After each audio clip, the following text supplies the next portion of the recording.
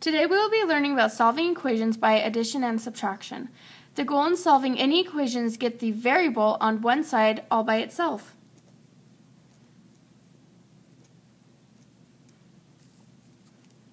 We have two examples below. We will go through the steps and figure out how to solve them. Step 1. Draw railroad tracks on each side of the equal sign.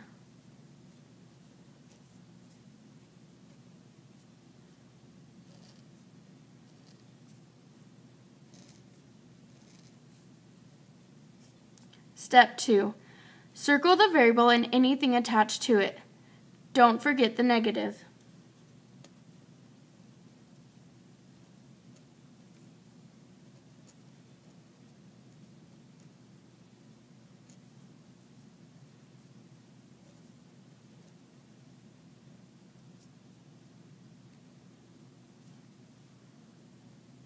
Step 3.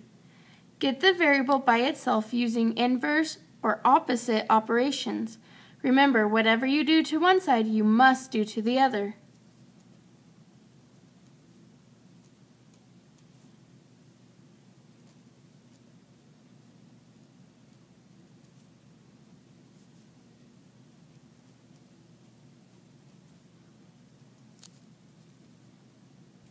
On example 1, in order to get x by itself, we need to subtract 5 from both sides. On example 2, to get x alone, we need to subtract 3/2 from both sides. Step 4 is to solve for the variable.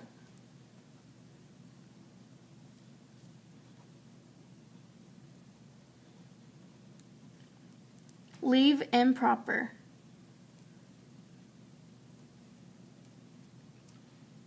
So let's start with example 1. We bring down the x, and we know 5 minus 5 is 0. Then we're going to bring down the equal sign. Then we're going to have negative 23 minus 5. That equals negative 28. Therefore, x equals negative 28. Now example 2.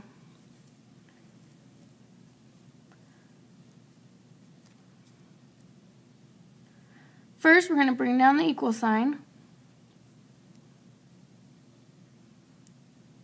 Now we're going to bring down the x.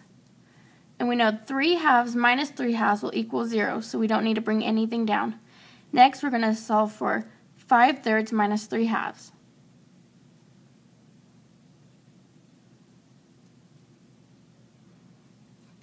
We are not able to subtract these because we need the denominator to be the same. In order to make them the same, we're going to find the common denominator. So, we know that 3 times 2 equals 6. So 6 is going to be our common denominator. In order to get 6 for the first one, we need to multiply the top and the bottom by 6. By 2.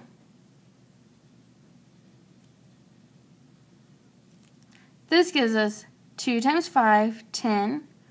2 times 3, 6. 3/2 to have the denominator 6. So in order to do that, we need to multiply the top and the bottom by 3. 3 times 3 equals 9. 2 times 3 equals 6. Are the two the same? Yes. Therefore, we can complete this equation. 10 minus 9 equals 1. And the denominator stays the same, so it's 6. So x equals 1/6. But we're not done yet. Our final step is to check your solution. In order to check the solution, we're going to replace x with negative 28 into the original equation. So we're going to have 5 plus negative 28 equals negative 23. We want both sides to be equal. 5 plus negative 28 is negative 23. Negative 23 is negative 23. Does this work? Yes. Therefore, our answer is correct. We're going to do the same thing on example 2. We're going to replace x with 1/6. So we have 5/3 equals 1/6 plus 3/2. We already figured out what 5/3 is equal to, so we have the same denominator. That's 10/6. 1/6 already has a denominator of 6, so we leave it. And we already figured out 3/2, which is equal to 9/6.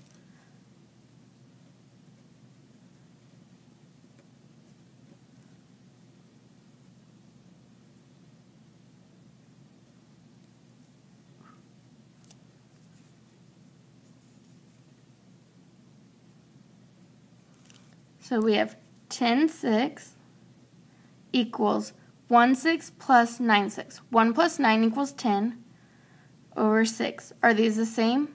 Yes. Therefore, our answer is correct.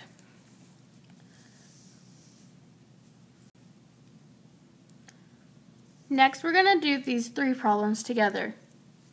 So let's start with number 1. First, we're going to draw our railroad tracks. Next, we're going to circle our variable. Step 3 says to get the variable by itself by using inverse opposite operations. So, we need to get rid of this negative 16 by adding 16 to both sides. Next, we're going to solve for g. Negative 16 plus 16 equals 0, so we leave that blank. We bring down the equal sign. Negative 52 plus 16 is negative 36. We're not done yet, though we need to still check.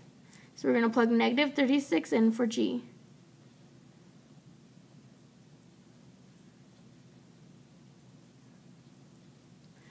Negative 36 minus 16 equals negative 52.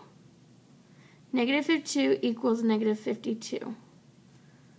They're the same, so it works. Our answer is g equals negative 36. Now, problem number 2. First, we draw our railroad tracks. Circle our variable. We see here that's an addition sign.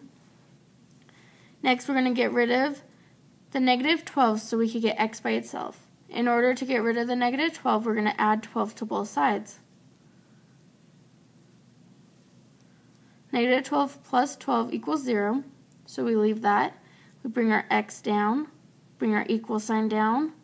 100 plus 12 is 112. Next, we're going to put 112 in for x to check it.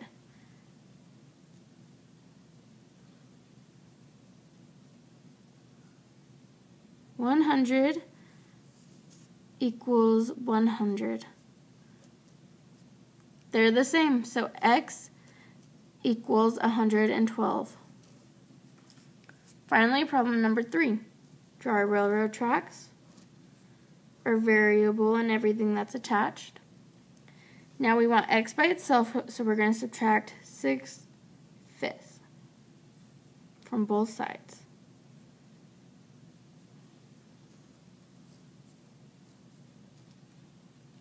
Six-fifths minus 6/5 is 0, so we leave that. We bring the x down. We bring the equal sign down. So now we have negative 8/3 minus 6/5. We need 8/3 and 6/5 to have the same denominator, so we're going to multiply 8/3 top and bottom by 5, because we know 3 times 5 equals 15. So we know this equals 40, 8 times 5 is 40, over 3 times 5 is 15. We need 6/5 to have the same denominator, so we do 6/5 times 3. Remember, we have to multiply by the top and the bottom, so they're still equal. That equals 18 over 15. Okay, now we have negative, we're not going to use 8/3 because we already figured out it's equal to 40 over 15. So negative 40 fifteenths minus 18 fifteenths equals negative 58 over 15.